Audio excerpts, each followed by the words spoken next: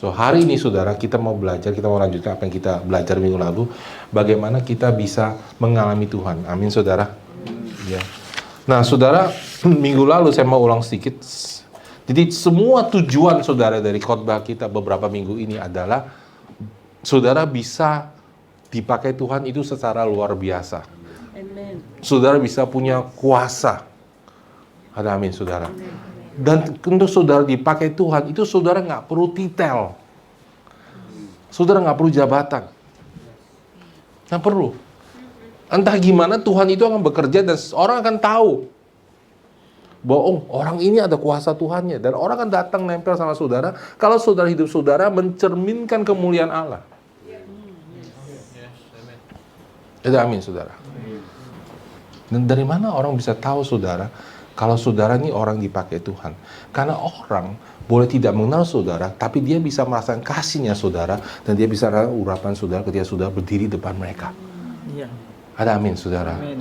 Tuhan bisa pakai semua orang. Kalau saya ajarkan sekarang, kalau saudara ngerti, saudara akan bisa dipakai Tuhan secara luar biasa. Nggak peduli saudara dikenal dunia atau enggak, orang akan tahu. Karena pada akhirnya saudara, orang akan lihat, wih, saya didoain dia sembuh. Amin. Amin. Saya selalu orang berdosa, mau saya datang sini, saya dirubah, saya disembuhkan, saya mau anak saya bertobat kenal Yesus, saya mau orang tua saya ngalami Tuhan, saya mau mereka berubah. Orang dunia nyari yang real. Saya tahu karena saya orang dunia dulu. Saya nggak bakal datang ke Tuhan kalau saya ngalami Tuhan itu real. Tapi kalau saudara datang ke suatu tempat, saudara ke dokter aja, saudara kalau sembuh, saudara datang terus walaupun itu jauh kan? Masa sudah cari dokter yang, dokternya dekat, nih dokternya empati, ya. Kalau saya cerita nangis, dokter ikut nangis, tapi nggak sembuh-sembuh. Terus ke dokter yang jauh, dokternya galak banget, datang langsung dimarahin, tapi sekali kasih makan, obatnya, chestplank. Jangan pilih yang ini dong, pilih yang ini dong. Betul nggak saudara? Pilih tempat di mana saudara ngalami perubahan dan pertumbuhan. Bukan cari gereja yang entertain saudara. Bukan cari gereja yang dekat. Kalau entertain saudara, ke bioskop. Salah tempat saudara. Bioskop, entertainment di situ. Silakan. Amin. Kalau cari tempat dekat, makan restoran di sebelah rumah yang dekat. Supaya murah. Tapi kalau ngalami Tuhan, kalau kita ke gereja, kita mau ngalami Tuhan. Bukan tempatnya, berapa jauhnya, tapi kita harus ngalami Tuhan di situ. Jadi saudara harus pinter. Saudara kesini cari Tuhan. Ada amin? Ya.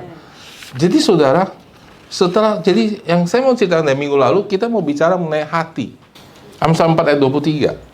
Jagalah hatimu dengan segala kewaspadaan, karena dari situlah terpancar kehidupan. Jadi rahasia saudara, saudara bisa mengalami Tuhan.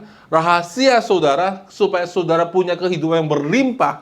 Rahasia saudara, supaya saudara punya hidup yang berkuasa. Rahasia supaya saudara punya hidup yang diurapi oleh Tuhan. Itu semuanya di hati.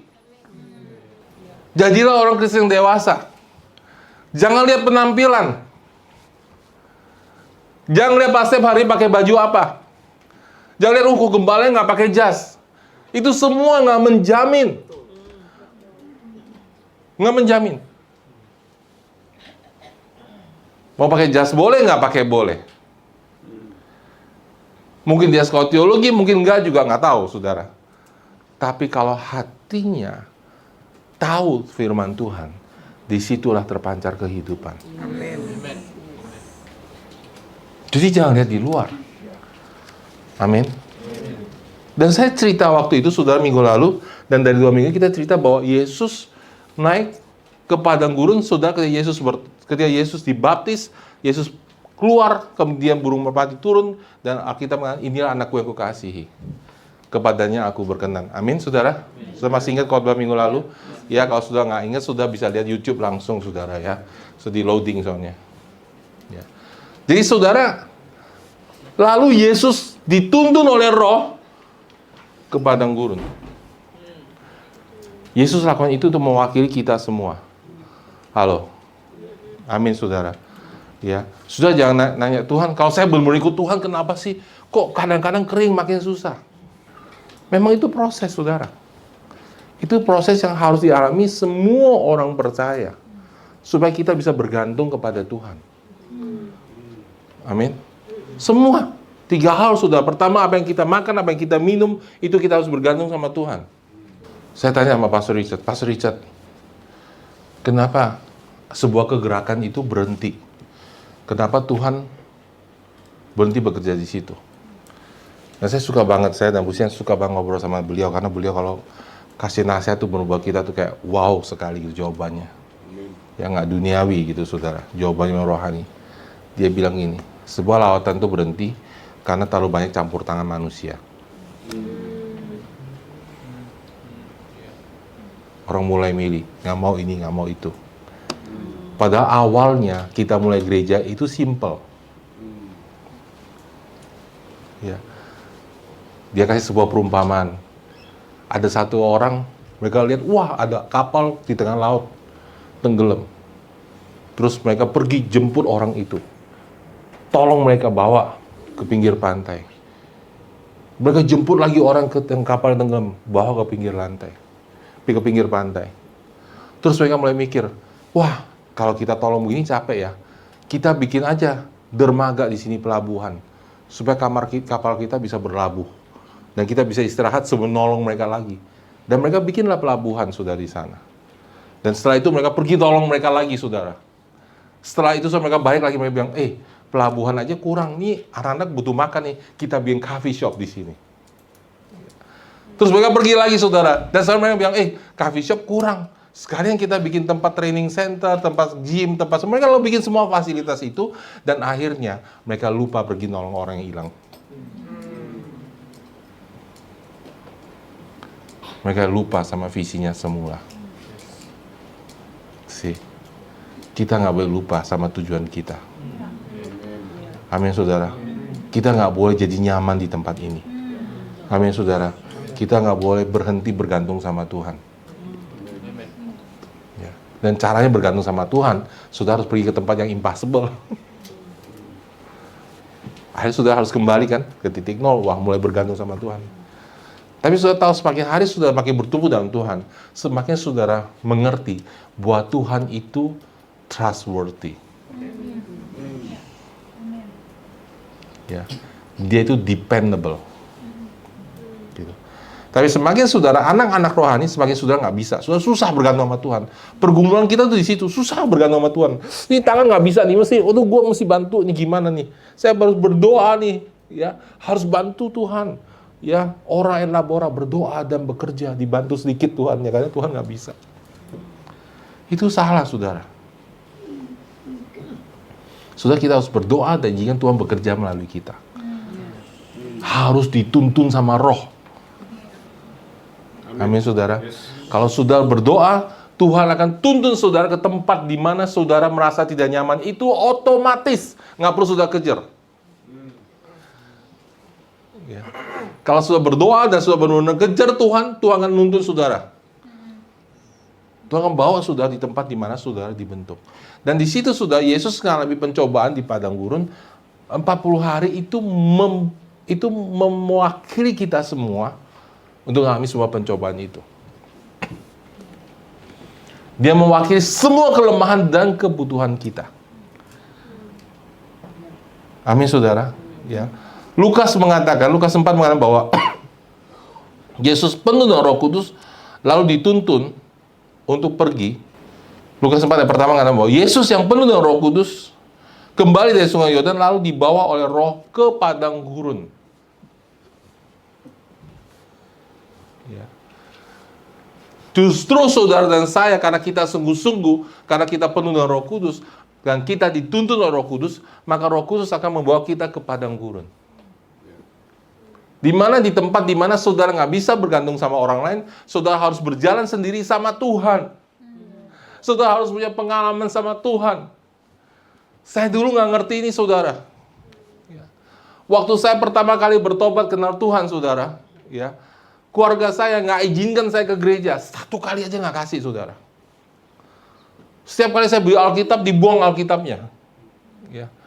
Alkitab saya mungkin hampir 10 kali, saudara. Lebih kali. Saya ambil, saya ngumpetin, nanti mama saya ketemu di kamar, dibuang. Dan saya nggak boleh ke gereja. Aduh, saya irinya sama orang ke gereja. Saya irinya gitu, saudara ya. Orang ke gereja enak banget gitu kan. Dulu gereja saya itu ibadahnya anak muda ya 2 kali seminggu ya. Rabu dan hari Sabtu gitu, saudara. 2 kali seminggu. Wah, mereka on fire. Saya kan mau ngomong baik-baik sama papa mama saya. Pak, saya boleh nggak ke gereja? Nggak boleh. Dimarahin habis saya, saudara. Tapi aneh ya, saudara ya. Ke gereja nggak boleh. Kalau mau ke diskotik boleh. Sih, peperang rohani itu real.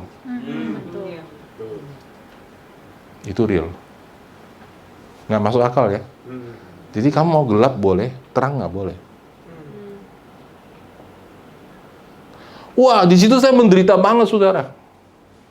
Tiap malam, saudara, saya kerja berdoa, nangis.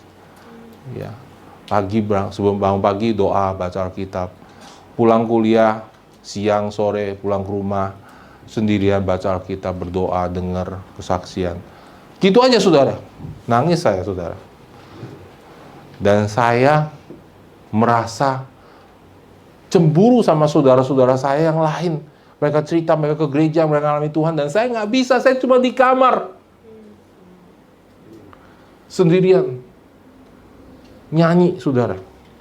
Tiap malam habis makan, jam 8 udah naik ke atas. Sebelum kenal Tuhan tuh jam 11, 12, masih di bawah nonton. Sampai orang tua saya pikir saya udah gila, geger otak, saudara. Kita nggak gila, saudara. Amin, saudara. Amin. Kita cuma ngalami Tuhan.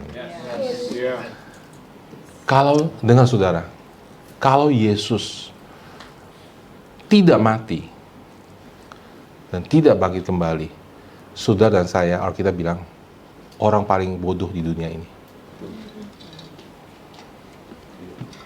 Kita paling bego dan paling gila. Tapi kalau Yesus hidup dan dia bangkit, kita yang paling benar, nggak gila, saudara. Yang gila tuh yang ke gereja main-main. Mana mungkin kamu diselamatkan, kamu ke gereja main-main? Mana mungkin kamu berubah, kamu ngalami Tuhan, kamu ketemu Tuhan, kamu ke gereja main-main? Bodoh banget itu. Sudah tahu Tuhan tuh ada, sudah tahu depan ada penghakiman, sudah tahu kamu akan ketemu Tuhan suatu hari, dan kamu hidup main-main, kompromi sama dosa. Itu bebal, saudara. Karena judgment pasti datang. Penghakiman akan datang pada semua orang. Amin. Jadi saya ngalami Tuhan begitu, saudara. Dan saya ngalami Tuhan, saudara. Saya tidak ngalami Tuhan di gereja, saya ngalami Tuhan di kamar, saudara. Saya terima bahasa rohnya di kamar, saudara. Nggak ada yang doain saya, saudara. Saya baca buku, saya ngerti, saya doa sendiri di kamar, keluar bahasa roh persis. Lancar langsung, nggak ada macetnya, saudara. Karena saya ngalami Tuhan.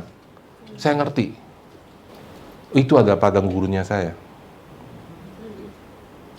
Tapi waktu itu saya nggak tahu. Saya nangis, saudara. Saya pengen keluar dari situ. Keluar cepat.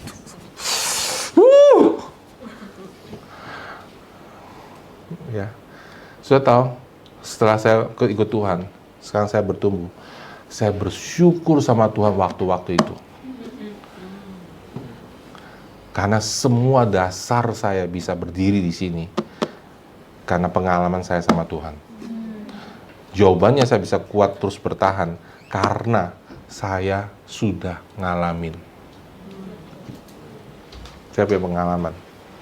Jadi orang nggak bisa goyain saya. Tuhan tuh mana duitnya? Saya pernah ngalami Tuhan. Saya pernah ngalami Tuhan penuhi kebutuhan saya. Makanya waktu saya nggak bisa ke gereja ya di bulan Maret itu kalau ya, bahkan nggak bisa ke Taiwan, saudara ya. Tapi saya nggak ngomel, saya nggak ngeluh sama Tuhan. Beneran saya nggak ngeluh. Karena saya tahu itu waktunya saya sama Tuhan. Gitu. Amin. Jadi kalau saudara benar-benar ikut Tuhan, justru kalau Tuhan nuntun saudara dan saya mau kasih tahu saudara, tidak seorang pun bisa bikin padang gurun dalam hidup saudara. Nggak bisa man-made. Nggak bisa, saudara. Saya nggak bisa, saudara. Kadang-kadang ada pemberitaan yang salah ya. Dulu ya zamannya Pak Arthur itu ya, sengaja dibikin, ayo kamu datang malam-malam ke rumah saya ya, bersihin mobil gitu ya. Dibikin-bikin, saudara, disiksa muridnya, saudara ya. Itu salah, saudara. Itu controlling spirit, saudara ya. Benar itu benar, saudara. Tanya Pak Arthur ya, betul ya. Ngalamin, saudara, dibikinin padang gurunnya. Kita nggak bisa bikin. Tetapi saudara, asal saudara benar-benar ikut Tuhan, padang gurun itu dituntun sendiri sama Roh Kudus ke sana.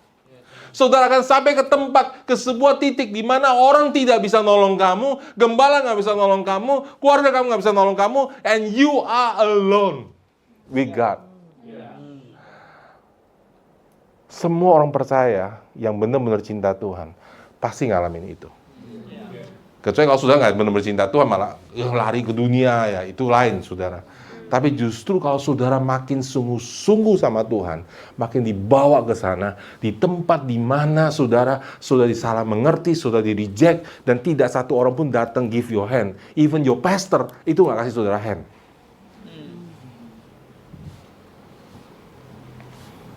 Karena mereka nggak tahu. Pokoknya Tuhan bikin begitu aja. Tahu-tahu kayak saudara tuh di isolasi gitu, sendirian. Gitu. Dibikin aja apa itu, and then itu waktunya kita sama Tuhan sendiri. Amin. Itu waktunya Yesus sendiri sama Allah Bapa. Amin. Di situ dia berdoa, dia punya firman. Di situ dia mengalami, dia harus encounter sama Tuhan face to face. Ya, saudara mau jadi orang Kristen yang kuat, saudara harus encounter, saudara harus mengalami Tuhan, ketemu Tuhan muka dengan muka. Oh iya, saya ngalami Tuhan sekarang. Saudara harus mengalami, saudara baca firman, saudara berrema, dan firman itu jadi kenyataan. Yes. Amin. Kalau nggak, saudara nggak kuat. Saudara dengar nggak? Kesaksian orang lain itu cuma appetizer buat saudara mau makan. But kesaksian orang lain nggak akan kuatkan kamu sampai yourself encounter with God. Bisa bilang, gua bisa, gua udah pernah ngalami Tuhan. Saya udah pernah ngalami Tuhan. Amin. Nah, setelah itu Yesus keluar dari padang gurun. Alkitab mengatakan, sudah lihat ya, di Lukas 4 ayat ke-14. Dalam kuasa Roh kembalilah Yesus ke Galilea dan tersiarlah kabar tentang dia di seluruh daerah itu. So baca, dalam kuasa Roh. Dulu waktu dia naik ke padang gurun, dia dituntun Roh. Orang lain nggak lihat. Ya. Siapa yang roh, sih dalam hatinya ada Roh Kudus. Tapi saya nggak bisa lihat. Saudara boleh bilang, saya penuh sukacita, penuh ini. Nggak lihat.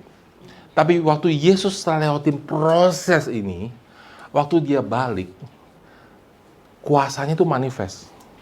Orang bisa tahu, kalau saya sentuh ujung jubahnya, saya pasti sembuh. Karena orang bisa ngerasakan kuasanya Tuhan. Dan ketika Yesus hadir di rumah ibadat, Yesus hadir aja, itu langsung iblisnya teriak, wah! Belum diusir loh, saudara, Alkitab bilang. Kenapa? Karena real. Hal-hal rohani itu real, saudara. It's tangible.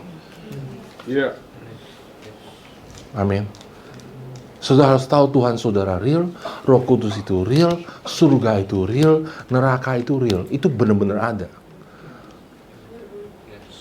Kita lagi nggak main gereja-gerejaan. Kita lagi nggak bermain imajinasi berkhayal. Kuasa Tuhan itu benar-benar ada. Siapa yang sudah, waktu RE berubah hidupnya, sudah dilepaskan sih? Sebenarnya saudara udah ngalami kerajaan Allah. Cuma kita bisa ngalami jauh lebih besar dari itu. Iwan, kalau kita mau. Amin. Saudara harus tahu RE itu awal. Amin. Karena Allah mau tinggal di tengah-tengah manusia, betul? Apa itu artinya saudara? Artinya kehadirannya, kuasanya, mujizatnya permanen. Bukan minggu ini worshipnya naik, minggu depan kok kemana ya hadir Tuhan? Enggak. Dia mau permanen. Dan itu kita bisa kalau kita mengenal Allah kita. Jadi saudara, Yesus turun dari situ penuh dengan kuasa, orang-orang nyentuh Yesus dan mereka disembuhkan. Kemudian Yesus naik ke gunung. Matius 5, saudara. Ya. Setelah itu berbondong-bondong orang ikut. Saudara bayangin saudara hadir di situ, apa yang saudara pengen dengar dari Yesus? Kalau saudara melihat ada satu orang nih, ya, ada satu pendeta saudara datang, disentuh sembuh, ada orang buta melihat, ya, orang saudara pasti pengen tahu rahasianya apa kan? Kok bisa sih dia begitu? Jadi orang ini berbondong-bondong saudara, ya, ketika Yesus lihat orang banyak naiklah ke bukit dan setelah duduk datanglah murid-muridnya kepadanya, ya. Jadi orang banyak itu ikut Yesus. Kenapa? Karena Yesus menyembuhkan. Ada amin. Kita harus bisa menyembuhkan. Amin. Amin. Ada amin saudara. Amin. Supaya kita nggak terjebak jadi entertainment. Kita harus bisa menyembuhkan. Harus mengusir setan. Kemudian murid-murid datang padanya dan mau mulai mendengar apa rahasianya. Sudah ngerti? Jadi Yesus itu di Alkitab tuh ada beberapa khotbah Yesus. Sebenarnya menurut saya nggak banyak gitu. Ya, kebanyakan kesaksian apa yang dia perbuat. Tapi bagaimana itu sedikit banget. Gitu, bagaimana dia perbuat. Tapi ini intinya saudara. Dan Yesus mau kasih tahu how. Kenapa dia dipakai Tuhan? Amin. Ya. Ayat kedua, ya. Maka Yesus mulai berbicara. Di bahasa Inggris bilang, dia mulai buka mulutnya. Wow. Ya. Bayangin saudara, kalau saudara tahu itu Tuhan pencipta langit dan bumi mulai buka mulutnya, saudara kayak, apa nih bakal keluar dari mulutnya? Apa nih? Sudah kayak udah bawa ember gede gitu ya, tampung. Lu apa nih Tuhan? Saya mau nangkep di semua pengajaran Tuhan. Kayak gitu suasananya waktu itu. Mencengkram hadirat Tuhan. Dan semua orang pengen tahu, Yesus ngomong apa ini? What is the secret of life? What is the secret recipe? What is your secret, Lord? Dan dia mulai ngajar, katanya, ya, ayat ketiga, ya, berbahagialah orang yang miskin di hadapan Allah, karena mereka lah yang punya kerajaan surga. Minggu lalu saya bagikan ini, saudara. Amin. When you come to God, saudara harus miskin di hadapan Tuhan. Ini nggak bisa miskin uang. Ada orang miskin uang, tapi nggak miskin depan Tuhan. Gue masih punya harga diri. Allah tidak bisa pakai orang yang sombong.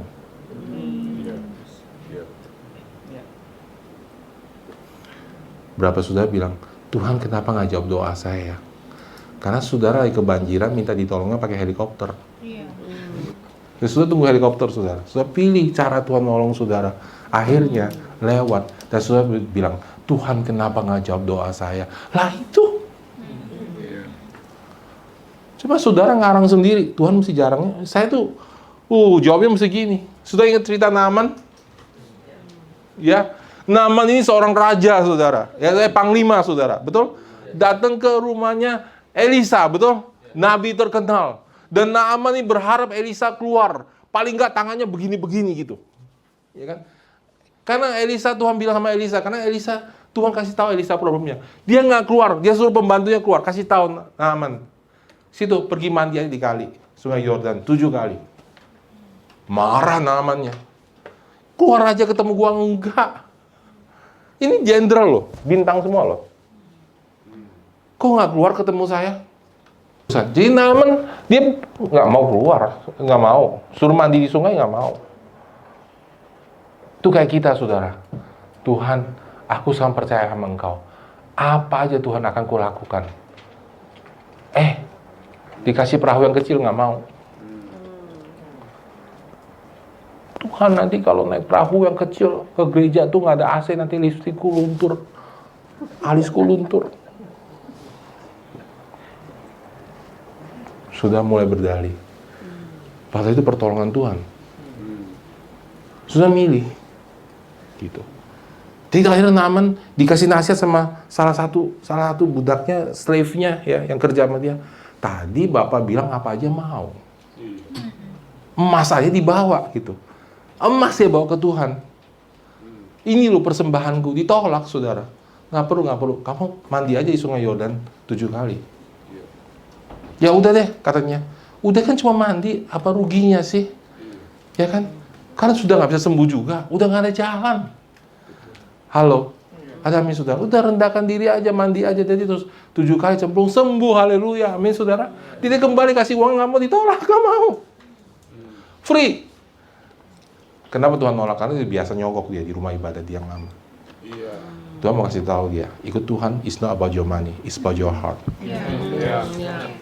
Sorry God. Hey, Tuhan nggak perlu uang saudara. Jangan kebalik. We need God. Amin. Kita perlu Tuhan. Yes. Amen. Saya masih kerja, saudara. Dan saya kasih perpuluhan karena saya perlu Tuhan. Bukan gereja ini perlu uang saya. Saya perlu gereja ini.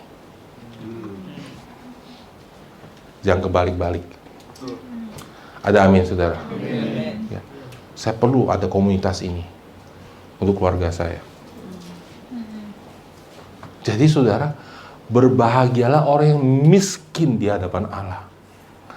Yang tahu bahwa aku nggak punya apa-apa. Semua itu anugerah.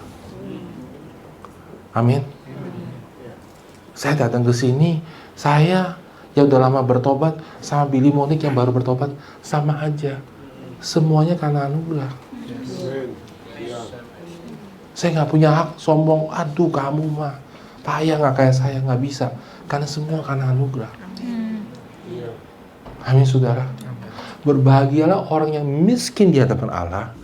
Karena, itu coba kita buka ayatnya. Wow, saya tadi pagi sudah waktu saya baca ayat ini, saya berkata, coba kamu baca lagi apa bunyinya.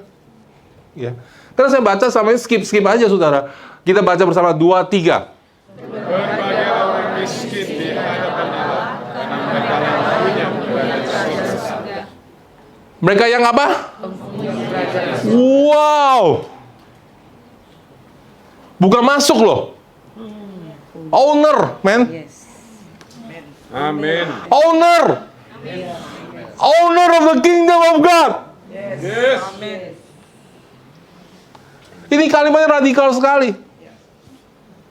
Saya baru baca kemarin, saya apa bunyinya apa Tuhan? Minggu lalu saya masih nggak tahu, saya baru baca. Yang empunya owner. Apa doa Bapa kami, datang kerajaan menjadi kehendak-Mu di surga, ya kan? Karena Engkau yang punya kerajaan, kekuasaan, kemuliaan sampai selama-lamanya, betul? Yes. Thy is the kingdom, is the power, the glory. And now the kingdom and power and the glory belong to us. Yes, amen. Kita di bagian owner. Kenapa saudara? Ini selaras dengan janji Tuhan. You and me are sons and daughter of God. Yes. Kita ini Amen. ahli waris. Ya, amen. Amin. Yes. Saya dan Bu Sia mau ke Hong Kong saudara. Grace sudah cup dulu, mobil.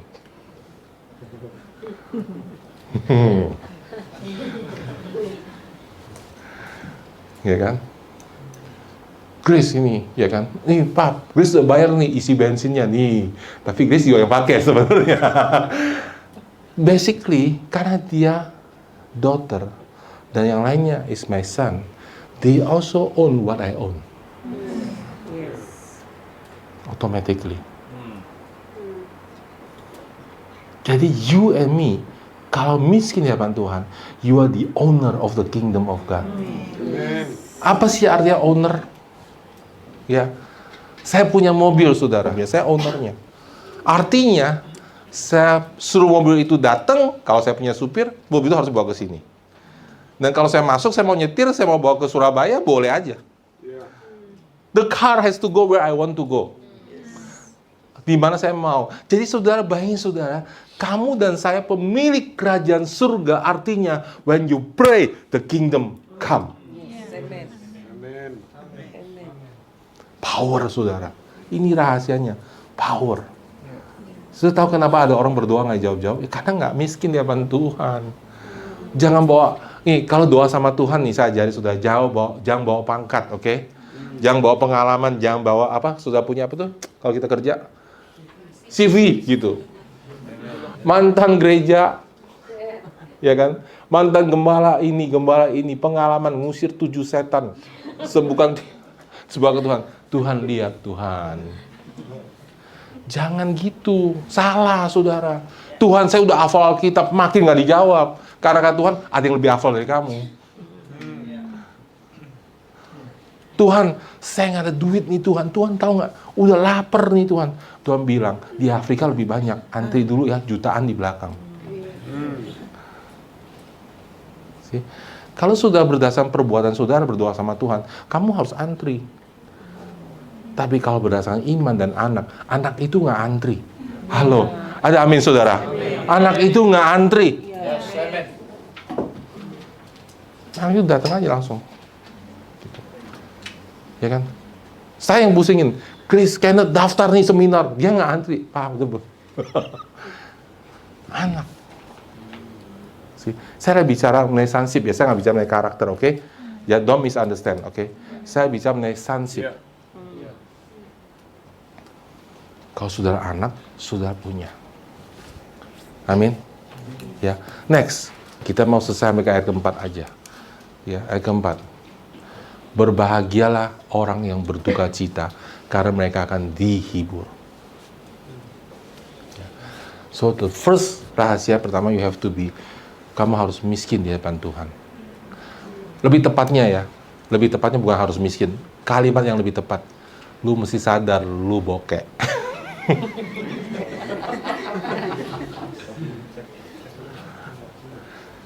Emang lu bisa apa kalau nyawa yang diambil malam ini?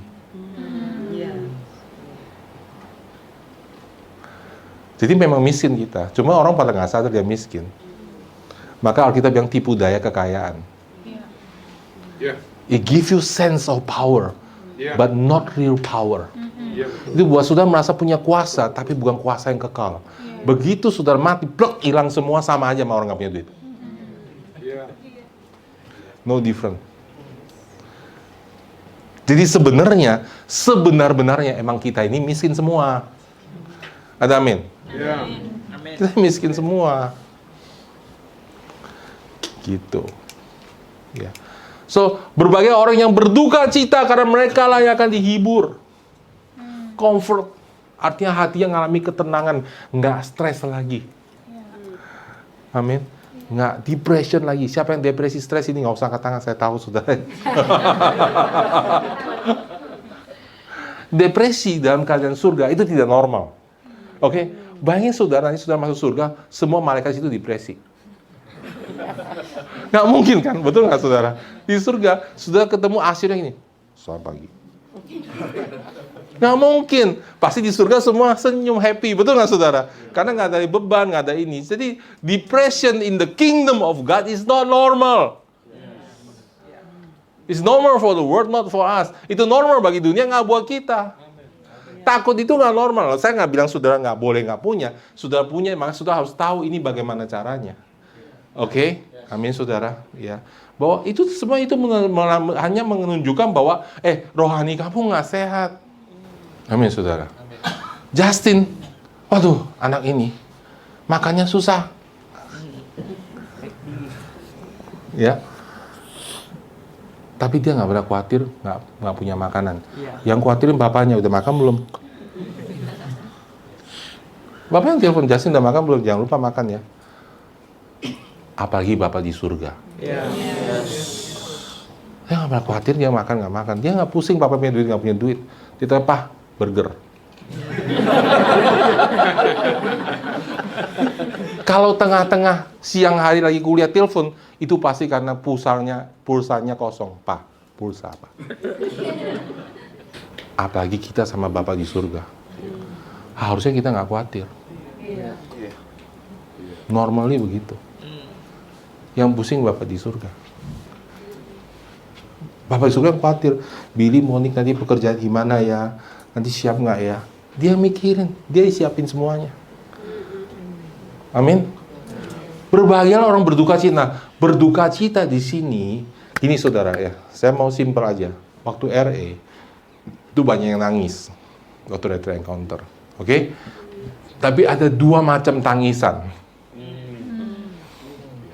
Satu nangis karena saya disakitin papa saya. Gitu. Nangis karena dilukai orang lain. Jadi sebenarnya egois nangisnya. Hello. Tidak semua nangis di gereja itu rohani. Itu bisa kedagingan. See? When you cry karena other people punya dosa, melukai saudara, itu flesh. Jadi makanya waktu ikut RE nggak semuanya bebas. Kalian nangis sih, kayak gitu kayaknya kayak gitu ya. Nah, tangisan yang kayak begitu itu bukan dimaksud ayat ini. Halo. Amin. Ini orang mourn, dia bahasanya mourn, ya. Mourn itu meratap. Ya. Meratap karena dia tahu aku bikin salah. Aku berdosa.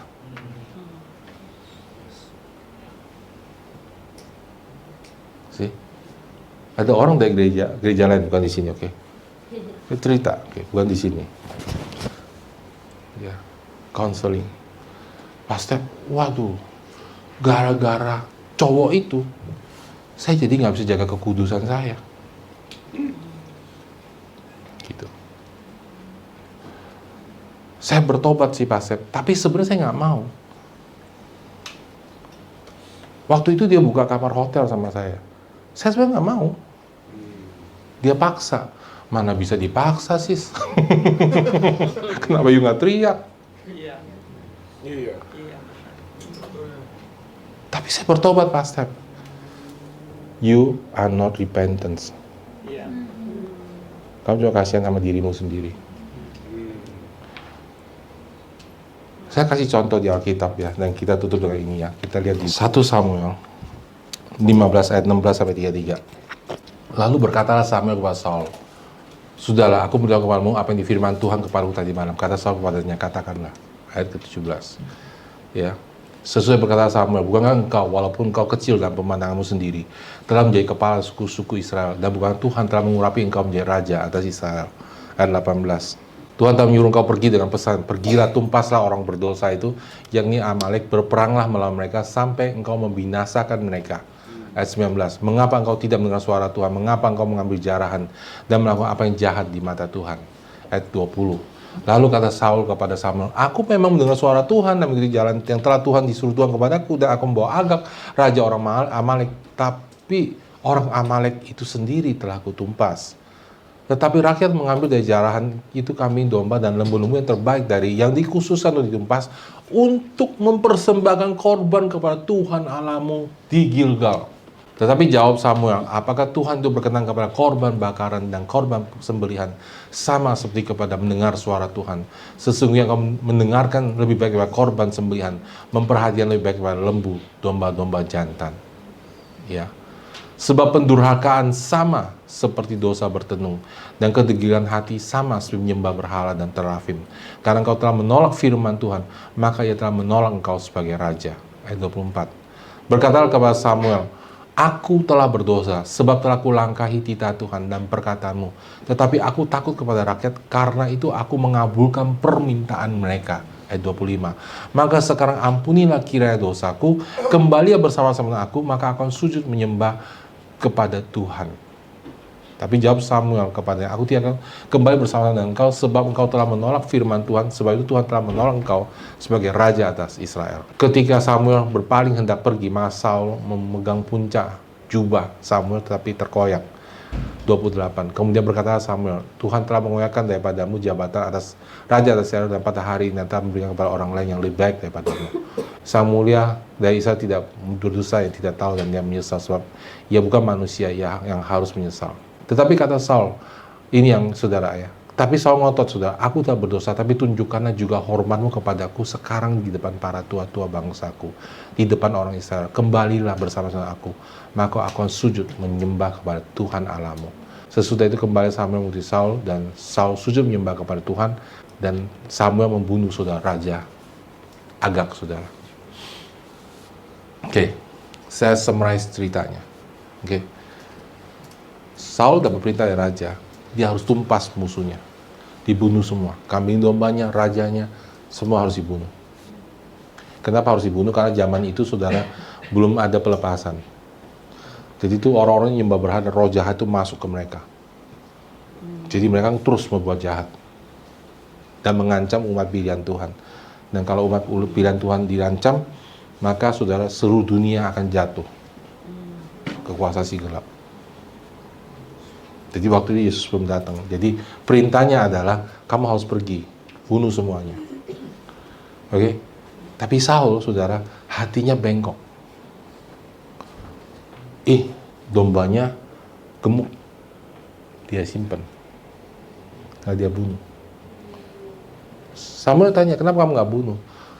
Ini karena buat persembahan buat Tuhan. Omong kosong. Bengkok hatinya. Nanti, kalau saya udah punya duit, saya akan persembahkan buat Tuhan. Bengkok hatinya. Kalau mau dari sekarang, dari nggak punya. Bengkok, hatinya tuh muter. Akhirnya, Samuel mau pergi. Please, jangan pergi Samuel. Dia pegang jubahnya, robek. Jangan pergi. Nanti orang-orang ini, jemaat ini lihat aku. Ngomong apa? Kan aku pastor. Samuel, kasih aku hormat dong. Please at least hormatin saya. Kalau nggak saya malu nih. Kan kamu nabi Tuhan ninggalin saya. Akhirnya karena itu Samuel balik. Karena Saul minta nyelamatin mukanya, dia dapetin mukanya. Yang lainnya hilang semua.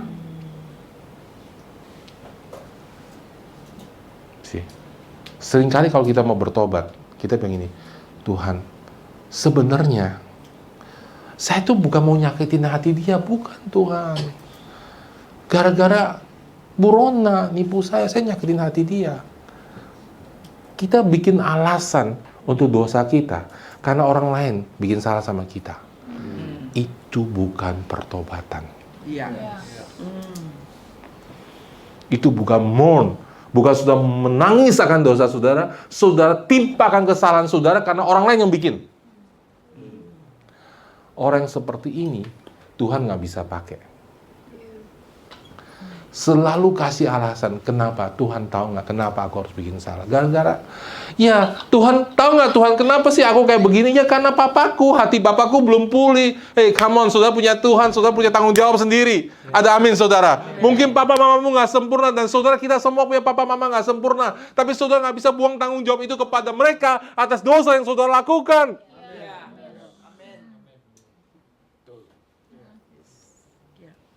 Datang ke Tuhan bilang, Tuhan saya salah, hanya kepada Engkau saya salah. You cannot blame other people because the Holy Spirit is in you. Karena kita kayak nyanyi, saya percaya, ya kan, dia bangkit dalam diri saya. See? Which means I believe the Holy Spirit is working in me. Roh Kudus bekerja dalam diri saya. You cannot blame other people for your sin. Nggak bisa. Lu mesti datang sama Tuhan, Tuhan ini saya memang salah, udah titik. Jangan bilang tapi. Karena nggak bisa, saudara. Kenapa Daud dipakai Tuhan? Sudah tahu cerita Daud? Ya. Daud itu melakukan dosa yang lebih besar dari Saul. Dia itu raja, imam, dan nabi. 3 jabatannya. Saul cuma 1 urapannya, raja. Tapi Daud itu raja, imam, dan nabi. Dan dosanya bukan karena nggak bunuh kambing domba, dosanya karena tidurin istri orang lain. Terus suaminya dibunuh sama dia. Suruh taruh suami pergi perang di depan. Jadi sebenarnya secara quality itu dosanya Daud itu lebih besar loh.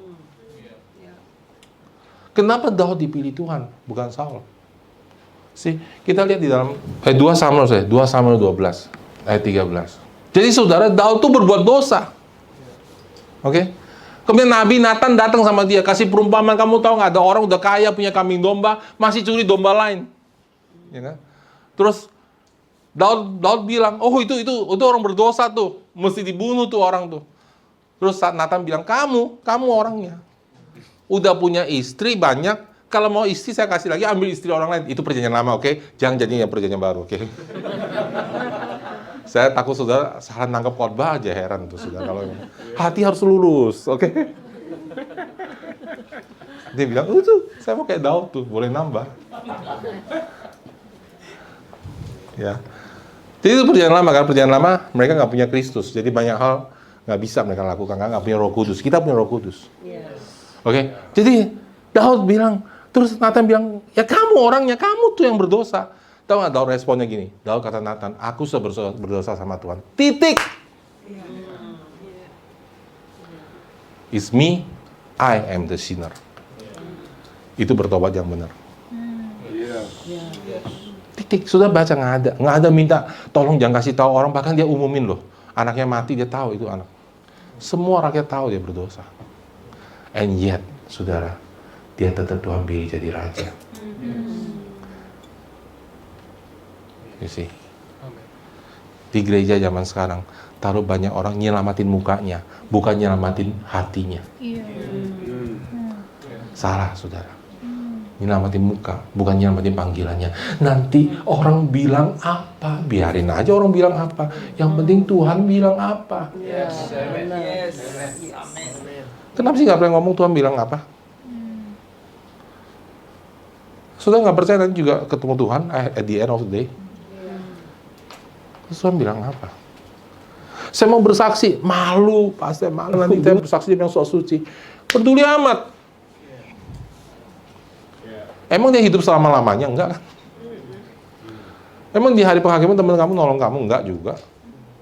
Dia penilaiannya buat apa? Gitu loh, hatinya itu mesti sama Tuhan tuh seperti itu. Bertobatnya mesti benar. Berbahagialah orang yang mourn, orang yang meratap depan Tuhan, karena mereka dihibur. See? Amin. Suami istri. Suami jangan nyalain istri. Istri jangan nyalain suami. Kalau kamu salah, that's it.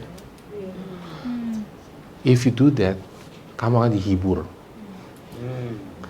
Holy Spirit will come on you, hibur kamu. Stres kamu akan hilang. Kamu akan sembuh. Itu rahasianya. Kenapa Yesus penuh dengan kuasa?